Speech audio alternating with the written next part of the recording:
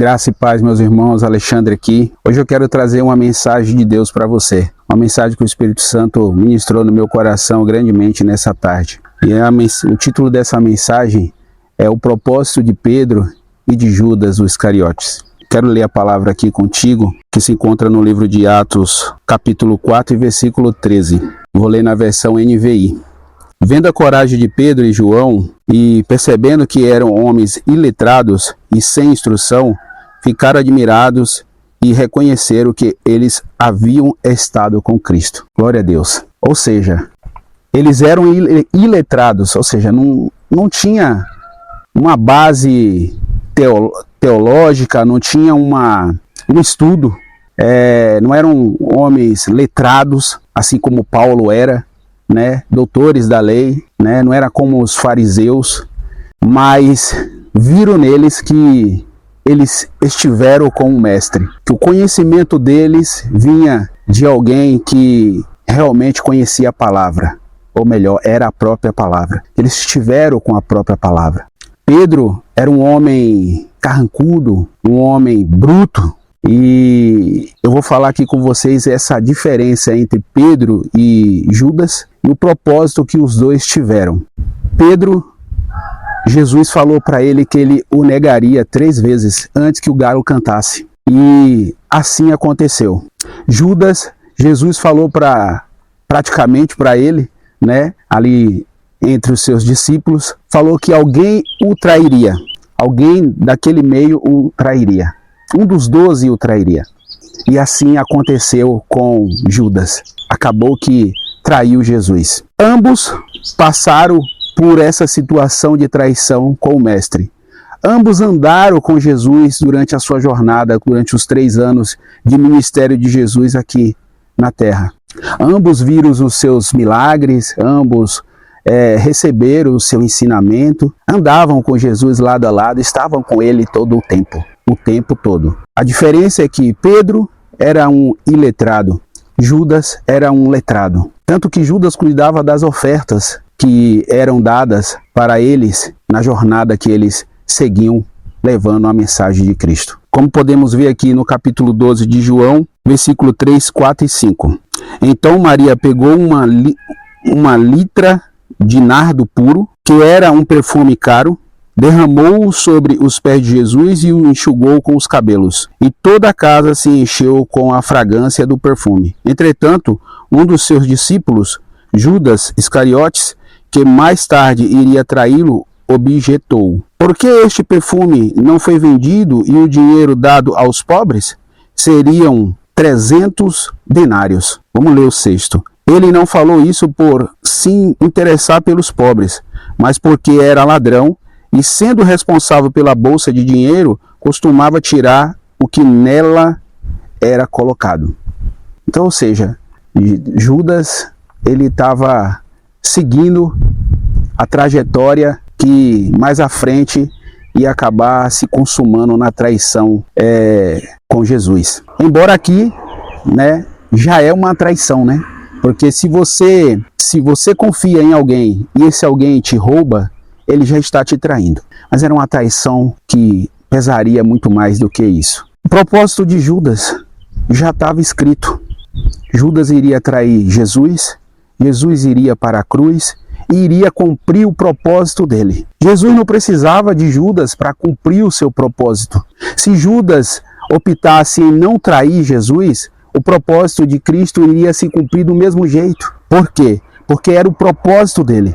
Então o propósito de Cristo não dependia de Judas traí-lo. Aí você pode se perguntar, então Deus induziu Judas a trair Jesus para que o propósito se cumprisse? Não, que é como eu estou dizendo.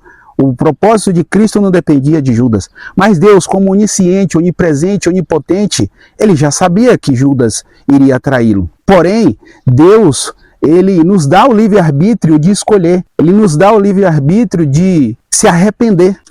A gente vê o propósito de Pedro. Pedro, um homem carrancudo, um homem duro, um homem que se resolvia tudo na base da porrada. Quando os soldados vão pegar Cristo, ele já puxa a sua espada e já arranca a orelha de um soldado, né? onde resolvia tudo do jeito dele. Pedro era um discípulo teimoso, um discípulo egoísta. Nós vemos várias situações onde Pedro não concorda com Cristo em alguns aspectos. Ele tenta impedir a obra, o propósito de Cristo, e Cristo o repreende quando ele dá lugar a Satanás. E Judas, um homem letrado, que também acompanhou Cristo durante essa jornada toda, que falava-se pouco, creio eu que mais observava. Pedro estava ali o tempo todo aparecendo. E aí Jesus diz para Pedro que ele o negaria 3 vezes antes que o galo cantasse. E quando o galo canta, Pedro percebe que negou o Cristo, negou aquele que ele tanto amava, aquele que ele acompanhou durante 3 anos, dormiu ali com Jesus várias vezes, viu os milagres sendo operados, as maravilhas. Pedro, que foi o único discípulo que teve fé o suficiente para sair do barco no meio de uma tempestade e andar pelas águas. Eu já vi várias pregações, muitos dizer que Pedro era homem de pouca fé. Ah, Deus, mas se eu tivesse um pouco dessa fé de Pedro, o quanto que eu não faria? Porque foi o único que teve a coragem de pisar nas águas. E ainda que tenha dado 2 passos, 3 passos, ele teve fé e conseguiu andar sobre as águas. Quem de nós consegue dar 1 passo sobre a água? Então Pedro, iletrado, bruto, percebeu naquela hora que ele negou o Pai, o Criador. E eu fico imaginando o tamanho da perturbação que tenha passado pela cabeça de Pedro. Mas Pedro, aquele homem brucutu, aquele homem insensível, se arrepende daquilo que fez, se arrepende do teu erro, do seu pecado e é transformado. Pedro é transformado de tal maneira que recebe a plenitude do Espírito. E no dia de Pentecoste, eu fico imaginando a pregação de Pedro, pelo jeito que ele era, e os 3.000 pessoas se rendem aos pés de Jesus, através da pregação de Pedro. Depois, ele prega novamente e mais 5.000 pessoas se rendem aos pés de Cristo. Uma pessoa que era iletrada, mas que estava com o coração disponível, mas que estava disposto a dar a sua vida por aquilo que ele ouviu, pelo aquilo que ele viu durante 3 anos, pelo aquilo que ele acreditou. Pedro agora resolve dar a vida dele pelo Evangelho de Cristo, pelas ovelhas do Pai. Pedro agora resolve ouvir a voz de Deus. Judas cumpriu o propósito dele, que era trair a Cristo. Isso já estava escrito. Porém, Judas, assim como Pedro, ele tinha a possibilidade de se arrepender. Assim como Pedro, Judas poderia ter se arrependido e pedido perdão ao Pai. E aquela traição se converteria em perdão. E Judas seria, assim como Pedro, um grande pregador do Evangelho. Quantas almas Judas teria ganho? O homem que traiu Jesus agora é um homem que leva a palavra de vida eterna, aonde muitos se rendem aos pés do Senhor. Judas era o homem letrado, era o homem que tinha conhecimento, estudado, mas Judas caminhou 3 anos com Jesus e não aprendeu nada do que Jesus ensinou. Ele estava com Jesus, ele andava com Jesus, mas tudo o que o mestre ensinava, ele não guardou nada. Pedro, não tendo instrução alguma, batendo de frente com Jesus muitas das vezes, questionando, não concordando com o propósito de Cristo, porque ele queria Cristo só para ele. Mas Pedro, ele foi transformado por essa palavra de Cristo. A palavra entrou no coração dele, encontrou solo fértil. Pedro andava com Cristo. Pedro estava com Cristo assim como Judas. Mas a diferença de Pedro para Judas não é só o conhecimento, o fato de um ser letrado e o outro iletrado, mas sim o fato de um estar disponível e o outro estar preparado, mas não está disponível.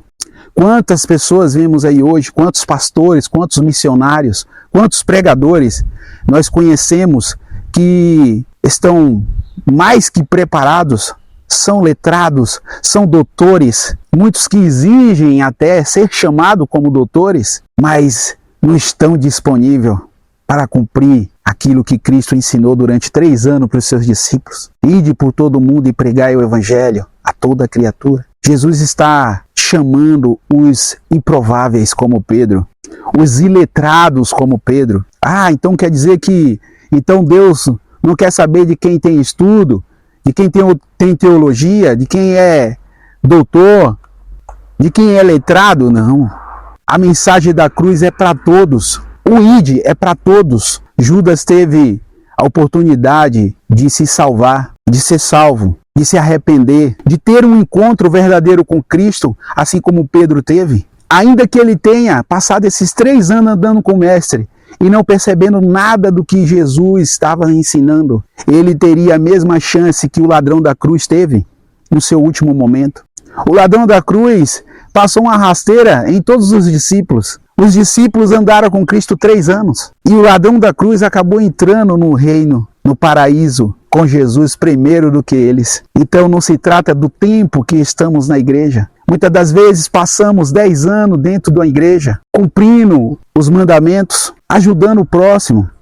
Mas a palavra que a gente escuta entra em um ouvido e sai em outro. A gente não cumpre o ID. Muitas das vezes a gente está no mundo, não conhecemos o evangelho, mas somos pessoas que não bebe, não fuma, não curte balada e decidimos ir para a igreja porque se parece mais com o nosso estilo de vida. Mas aí entramos na igreja e é só mais um dia. Estamos ali só preenchendo um banco. Não entendemos o chamado, não entendemos o que estamos fazendo ali. Deus está nos chamando para um propósito maior. Deus quer que a gente cumpra o seu ID. Aquilo que ele veio fazer, nós temos que terminar a boa obra. Não podemos pensar somente em nós. Eu estou na igreja, eu estou fazendo tudo certo. Minha salvação está garantida. E quando chegar naquele dia, Jesus vai te perguntar sobre os seus frutos. E cadê os seus frutos? Mas Senhor, em teu nome, eu orei por enfermos, enfermos foram curados. Eu orei por cativos, cativos foram libertos. E Jesus não vai nos conhecer se continuarmos vivendo na igreja de uma forma egoísta, pensando somente em nós ou na nossa casa. Muitos nem na casa dele mesmo pensam. Muitos não estão lutando para salvar nem sua própria casa. E não é isso que o Evangelho nos ensina, não é isso que Cristo nos ensinou. Pedro era um improvável. Judas era um provável líder. Hoje nós julgamos livros pela capa. Muitas das vezes olhamos uma pessoa de paletó e gravata e dizemos, ali vai um grande homem de Deus. E vemos um de camiseta e bermuda e simplesmente ignoramos. Eu quero contar um testemunho aqui breve que eu tive na minha adolescência, uma situação que eu vivi num trabalho. Eu vivia sendo perseguido por uma secretária desse trabalho e uma vez ela, não sei por que me odiava tanto, tinha um certo ciúme do patrão, a maneira que ele cuidava de mim, porque minha mãe trabalhou para ele certa época, eu nasci praticamente na casa dele, e essa secretária era sobrinha dele e ela tinha um ciúme muito grande em relação ao tratamento que ele me dava. E um dia ela virou para mim e falou assim, eu não vou sossegar enquanto eu não ver você longe daqui. E eu não entendia aquilo. Por que tamanha perseguição? Por que tamanho ódio? Porque eu tratava ela bem. E aí eu fui pro banheiro daquele trabalho e só chorava. Eu me desmanchei. E aí, no banheiro, eu falava com Deus, Senhor, por que eu estou passando por isso? Por que essa pessoa me persegue dessa forma, se nada fiz com ela? Tá bom, passou. O patrão pediu para eu ir reconhecer firma de uma empresa no centro. E eu era office boy na época. E eu fui, né? Só que nessa época, o crente era conhecido pelas suas vestes. E eu não estava vestido apropriadamente dito como cristão, entre aspas, né? Ou seja, se eu não me engano, nessa época eu estava até de bermuda e camiseta. E o crente era conhecido porque usava paletó e gravata, ou no mínimo uma camisa social e calça social. E quando eu estava voltando, em plena Praça da Sé, no estado de São Paulo, centro de São Paulo, Marco Zero de São Paulo, em frente ao Fórum João Mendes, um homem passa por mim e fala, paz, irmão. E eu falei para ele, eu, na verdade ignorei. E aí ele, de novo, a paz. Aí eu virei para ele e disse, você me conhece? Ele, não, mas você não tem a paz? Eu falei, tenho. Ele, então a paz. Eu, a paz. Aí ele me chama para perto e eu fui meio desconfiado. Para quem conhece a Praça da Sé em São Paulo, é cheia de gente, lotada. E era dia de semana ainda. E aí ele chega perto de mim e pergunta, você acredita em profecia? Eu falei, acredito. Eu era novo na fé, né? Não entendia muito, mas acreditava. E eu falei, acredito. Ele falou, eu posso trazer uma mensagem de Deus para ti? Falei, por favor. E ele falou assim, Deus manda te dizer que contemplou todas as suas lágrimas no banheiro do teu trabalho nesta manhã. Meus irmãos, ali eu já não tinha mais perna. E ele manda te dizer, descanse, porque essa peleja não é mais sua, é dele. Depois daquele dia eu nunca mais duvidei da existência de Deus. Não que eu duvidasse antes, mas depois que você tem um encontro com Deus dessa forma, eu desviei do caminho depois disso. Eu virei um filho pródigo. E ao vir para Portugal eu tive um encontro com Deus sobrenatural. Eu e minha esposa. E aqui nos convertemos. E foi maravilhoso. O que eu quero dizer, meus irmãos, é que Deus não mudou. Deus continua sendo o mesmo ontem, continua sendo hoje e eternamente será Deus. Deus é imutável. Um dia um dia eu fiz uma pergunta para um pastor na minha igreja. Por que nós não vemos mais milagres acontecer na igreja? Paralíticos andar, cego enxergar e por aí vai. E esse pastor muito sábio, pastor que tem uma intimidade muito grande com o Espírito Santo, pastor Juninho, falou para mim que é porque nós não buscamos mais. Nós muitas das vezes preferimos tomar um remédio para passar uma dor de cabeça do que orar e crer que Deus vai curar uma simples dor de cabeça. Mas se não temos fé que Deus vai curar uma simples dor de cabeça, quanto mais o resto. Aquilo me despertou. Aquilo me fez levantar nas madrugadas e pedir para Deus dom de cura. Esse improvável aqui começou a treinar em casa, orando pela minha esposa, pela nossa filha, e nada acontecia. A minha esposa tinha alopécia e o cabelo dela estava caindo. Um dia ela mandou tirar uma foto e mostrar para ela. Quando eu vi a situação, eu fiquei apavorado. E eu falei para ela, não vou tirar foto, não vou te mostrar, porque se eu te mostrar, tu vai desabar. E mulher sabe como é que é, né? Para cabelo, deve doer na alma. E eu falei, ela, não, eu quero ver. Eu falei, é melhor você não ver porque tá feio. O estrago é grande. E aí, eu já tinha orado diversas vezes por certas situações e nada tinha acontecido. E praticamente, eu já tinha desistido, né? Mas eu creio que o Espírito Santo falou no meu coração, ora. E assim eu fiz. E orei. E com menos de um mês, o cabelo dela já voltara a crescer. E nunca mais ela teve problema de alopécia. E outras situações, outros milagres que Deus tem operado no nosso meio. Eu tinha problema seríssimo de coluna e através das orações da nossa filha, sempre pedindo ali para Deus curar a minha coluna. Toda vez que eu ia viajar, voltava arrebentado da coluna. Não podia ficar muito tempo sentado, nem muito tempo em pé. E aí toda vez que eu viajava, ela falava, Senhor, cura a coluna do papai. E fui curado sem mesmo perceber. Um belo dia, fazendo muito esforço em um trabalho. E aí só depois eu fui perceber que eu não estava sentindo dor. E eu falei, ué, eu não estou sentindo dor. E aí fiz outros testes, outras experiências. E quando foi para fazer a fundação da nossa casa, nós trabalhamos nessa fundação, fizemos essa fundação. E foi bem pesado mesmo, e mais nunca senti dores de coluna. Então assim, Deus não muda, Deus é imutável. Deus continua operando milagres se a gente buscá-lo. Deus quer nos usar, Deus quer operar. Deus está atrás dos improváveis, porque os preparados não estão disponíveis. Então Deus quer você, que é improvável, para fazer a obra dele. Será que estamos sendo, na igreja, Pedro ou Judas?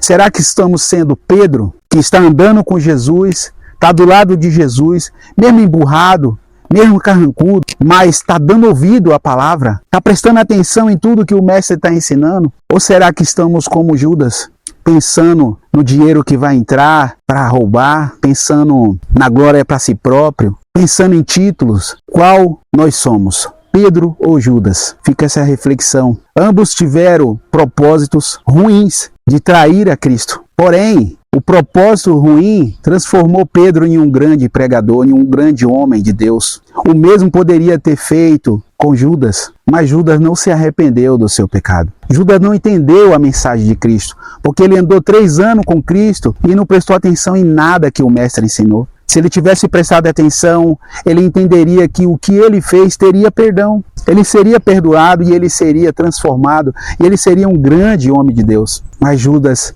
simplesmente, assim como fechou os seus ouvidos e o seu coração para receber a mensagem de Cristo, quando o propósito dele da traição se cumpriu, ele também fechou os olhos e preferiu o suicídio. Preferiu ir para o inferno do que ganhar uma vida eterna com Cristo. Por isso, meus irmãos, eu deixo para vocês essa mensagem e essa pergunta. Quem você quer ser na igreja? Pedro ou Judas? Quem você quer ser? Jesus está chamando você para cumprir o seu chamado, para cumprir o seu propósito, para cumprir o ID dele. Não deixe para amanhã o que você pode fazer hoje. Comece na sua casa, comece com a sua família, comece com a sua parentela, mas não pare por aí, porque não se trata só de nós, é sobre o reino dele. Podemos ter tudo nessa terra, mas se perdermos a salvação, isso aqui é passageiro. Tudo isso vai passar. Eu vivia pedindo para Deus para ter uma sabedoria como a de José do Egito. Homem que foi vendido como escravo e acabou virando governador do Egito. É lindo demais essa história dele.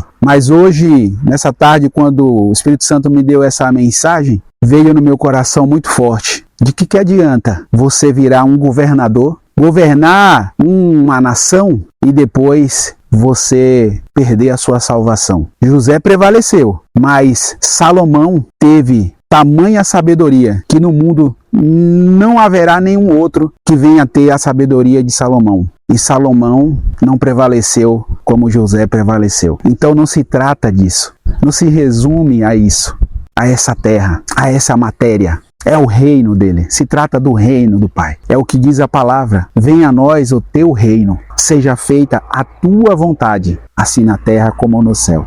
E o pão nosso de cada dia é a palavra dele, que nos alimenta, que nos sustenta, que nos fortalece, que nos dá força para cumprir o ID dele. Então que não sejamos como Judas, e não traindo a Deus não, que não sejamos como Judas, letrados, andando com Cristo, estando ali na igreja, participando de tudo que a igreja coloca para participar, mas que não está dando ouvido à palavra, não está entendendo o chamado. Que não sejamos como Judas, que ao cair não se arrepende. Que não sejamos como Judas. Amém?